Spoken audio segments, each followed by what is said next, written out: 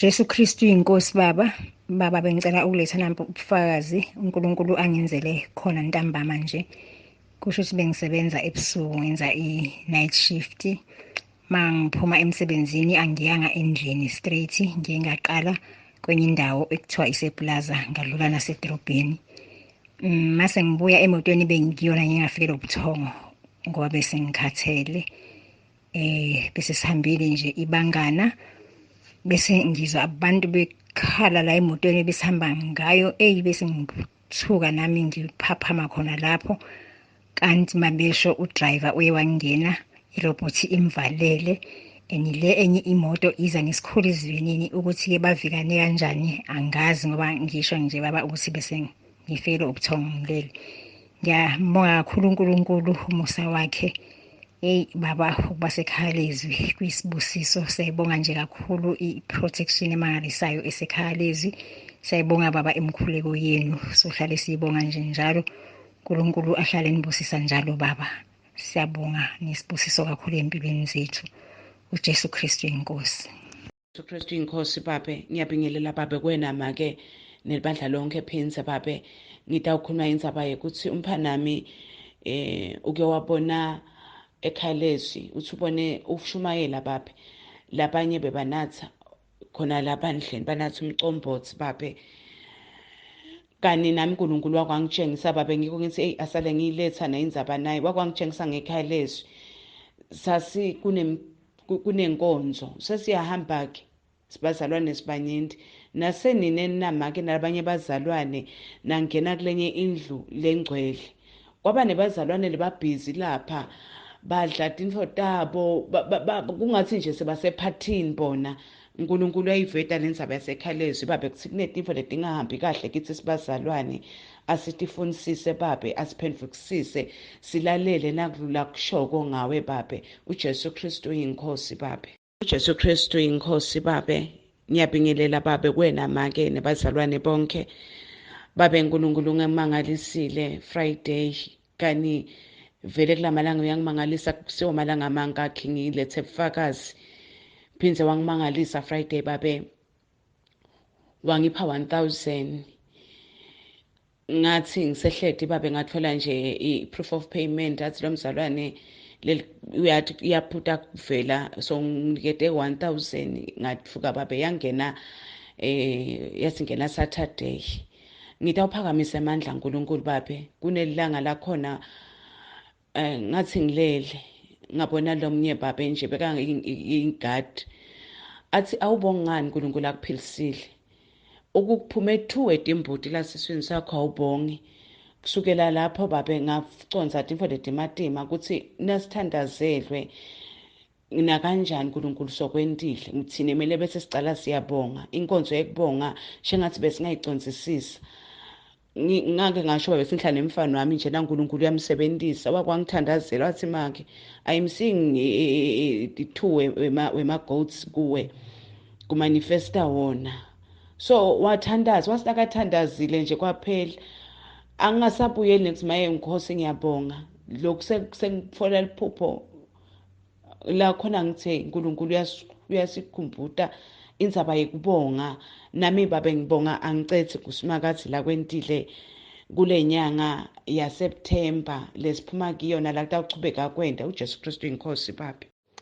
uJesu Kristu inkosi baba. Baba ngicela ukubonga uJehova ngomsa wakhe. Umfowethu besihlala iminyaka engawutholi umsebenzi. Ngicabanga uma ngaphosisa more than 5 years manje ehleli efuna umsebenzi. Satshewe uthi wathi lapho ephelelwa khona umsebenzi wenza i-course yomsebenzi la okufanele khona athole i-percentage ethile.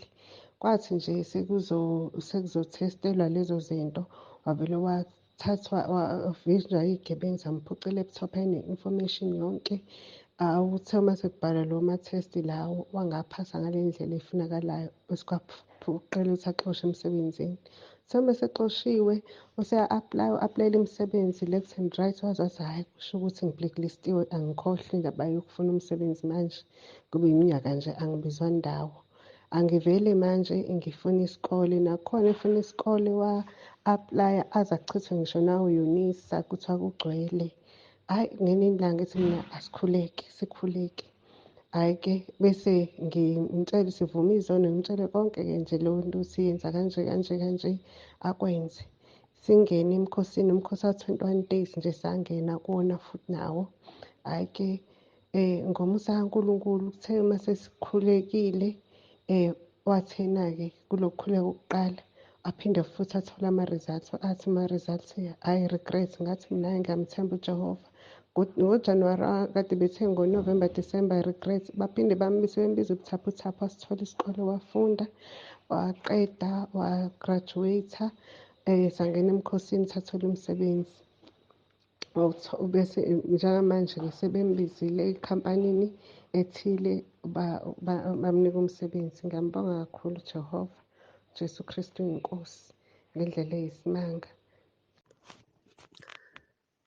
Ngiyabingelela abazalwane bonke, ngibingelela ubaba, ngibingelela umama, abazalwane basekhaya leZwi nasentabeni kaJehova kuyabonelelwa egameni likaJesu, amen. Bazalwane, ngithanda nje ukuthula ubufakazi baba kulo mkhosi esasingene kuwona wa-3 days. Nginomntwana omdala osebenzayo, mina angisebenzi, ngike ngasebenza before kodwa manje angisasebenzi. So umntwanami-ke hhayi ubengakhiphi lutho bandla, uma eholile usebenza kahle, bengakhiphi lutho, angangenzeli lutho nje.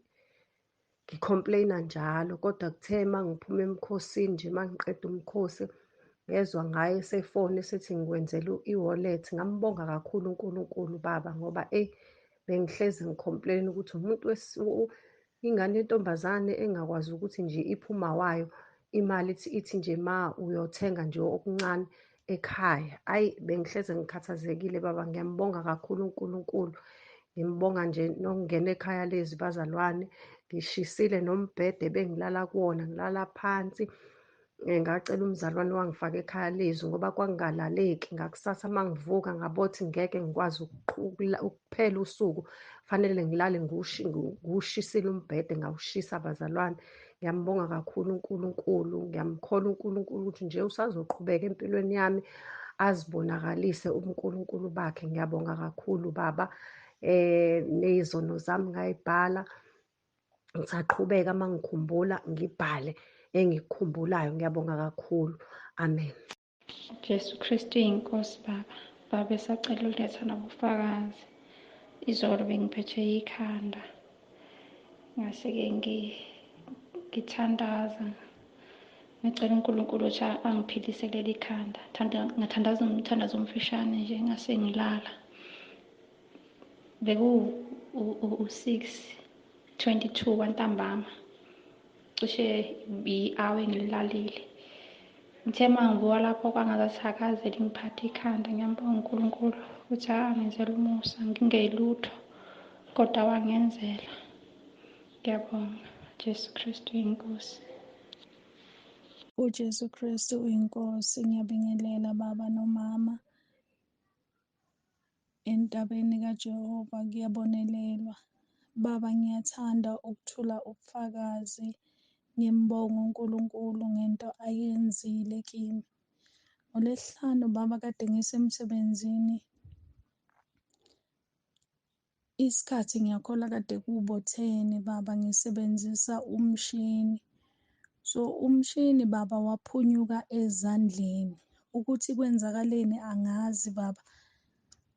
Ngavele ngakhatheka umuno, kodwa umuno wangakhatheka, kwavele kwajubeka nje inyama phezulu, kwavuza igazi kakhulu lagcwala yonke indawo. Ngaphuthunyiswa esibhedlele. Ekuyeni kwami esibhedlele baba, ngakhuleka lobo ngithi uJesu Kristu inkosi, uJesu Kristu inkosi. Ngangena esibhedlele, ngasheshiselwa ngendlela eyisimanga, ngangena kwi-X-ray, kwathiwa no, inxeba la emunweni angilimalanga kakhulu, ayifikanga ethanjeni. Ngambonga uNkulunkulu Ngambonga uNkulunkulu Baba ukuthi ngiyabonga, futhi angazi ukuthi kwenzakaleni, ukuthi umshini uphunyuke kanjani, kwenzakaleni. Kodwa ngiyambonga njalo uNkulunkulu, ngiyabonga nangey'fundiso zenkonzo esiyilalela usuku nosuku ukuba zisakhe, futhi ngiyabonga uNkulunkulu ukuthi namhlanje futhi Baba emshadweni wami kunokuthula kakhulu.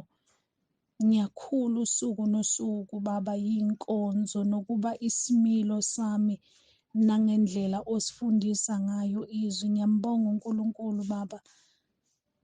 uNkulunkulu akugcine njalo, usikhulekele usuku nosuku sifunde size siqonde konke ngendlela uNkulunkulu asifuna ngayo ukuthi sibe ngcwele ngendlela yakhe. Ngiyabonga Baba namhlanje ukuthi sengiyakwazi nokungena umkhosi ngime ngimbikele uNkulunkulu ngenxa yey'fundiso. Ngiyambonga kakhulu Baba uNkulunkulu nangey'nkonzo osifakela zona. uJesu Kristu inkosi. uJesu Kristu inkosi bamsebanda. Ngethemba uNkulunkulu sakugcinile umndeni wakho egameni lenkosi yethu Jesu. Ngithinta ubufakazi lapha bamsebande kuletha omunye umzali mhla ka-2 Mandeyi. Kwenzeke into ecishe ifana. Khona umzalwane owangifonela wathi philile kunosisi wami ogula ngendlela esimanga, akazi kwenza lutho, kodwa-ke ukhonile ukukhuluma, wathi ucela umuntu ozomkhulekela ogxile ezweni laNkulunkulu, ukhonza uNkulunkulu, ungamxobi ngalutho. Ngathi mina khona-ke imkhuleko ngizokusendela, ngamsendela imkhulekelo eyi-2. Ngathi mina uma sekhuleka abophe ekhanda aguqe. Kwathiwa akaguqe akwazi ngoba umuntu ehlezi nje alele, ngisho ukukhuluma akakwazi, kodwa ukhonile ukukhuluma la ecela umkhuleko. Emva lokuqhubekela wathula, akakhona ukukhuluma, akakhona ukudla, akakhona ukwenza lutho, akakhona ukuhamba. Ngamsendela umkhuleko, nithi nimkhulekise, ethiwa-ke bamkhulekisa, waguqa, bamguqisa, wakhuleka. Kuthiwa emva kwensukwana mhlawumbe waba ngconywana. Emva kwalokho-ke wahamba emhlabeni, umazaza wasesidenga. Lobufakazi bungithintile ngoba sengisho yathi mina nimtshele abhukhe usuku lovuma izolo ngoba uRoma 10 semsendelini. Kwathiwa akakhona ukukhuluma, akakhona ngisho ukupressa ifoni, akakhona ukwenza lutho. Jesu Kristu inkosi. Jesu Kristu inkosi. Baba, ngiyacela ukudidisa kwenzeka iphutha kwalokhu nje kusuka ngento eronke. Baba, ngiyathanda ukubonga uNkulunkulu ngobaba ukuthi asifundise kakhulu. Ngiyambonga kakhulu uNkulunkulu. Kwathi ngisemkhosini ngingenele mina ngikomunye umuzi ebesifike ngilale khona bese ngikhuleka entabeni. Kwathi kusuku I think bekusuku lesi-9 mangalona lesi-8 ngibone kukhona ubaba umkhulu wayeshawe i-stroke. So enhlizweni yami nje ngizwe ukuthi ngize ngiyibuza ukuthi mangihamba lo baba lo kumele ngimkhulekele, kufika enhlizweni yami ngile iNewcastle ngizokwenza njani. Bese ngalolo suku lolo ngizwe nje ukuthi ngizwe ngazi ukuthi nje kufike lento ekuyokudinwa nje ukuthi sengaze ngikhona ekhona uNkulunkulu wami angamsindisa lo muntu, ngingamkhulekeli, ngimyeke nje kanje. Bese ngithi ngiyomkhulekela, bese usathane akhulume, ubungathi inhliziyo zothu athi uma umkhulekele engasasindi. Bese ithenga inhliziyo yami, hayi baba uNsibando wasifundisa. Mase ngiyahamba kuye ngifike ngimkhulekele bese mangimkhulekela bese kufika enhlizweni yami ukuthi angimvumise Romans 10. Ngamvumisa wona, ngamkhulekela. Uthi i-stroke samshaya 1913 ngangingakazalwa ngaleso sikhathi nje ngoba mina ngo-92. uNkulunkulu amsize because ingalo yakhe bigoqengene, isandla lesi singabambi lutho. Ngaleso sikhathi uNkulunkulu wamphilisa uNkulunkulu wangasho sekwazi ukubamba ingalo isisebenza, ingalo bingasanyakazi. Wangitshela ukuthi manje umzimba wakho ububanda kodwa manje uyezwa ukuthi kuyashisa emzimbeni, kushisile and amathambo ayaqhuma.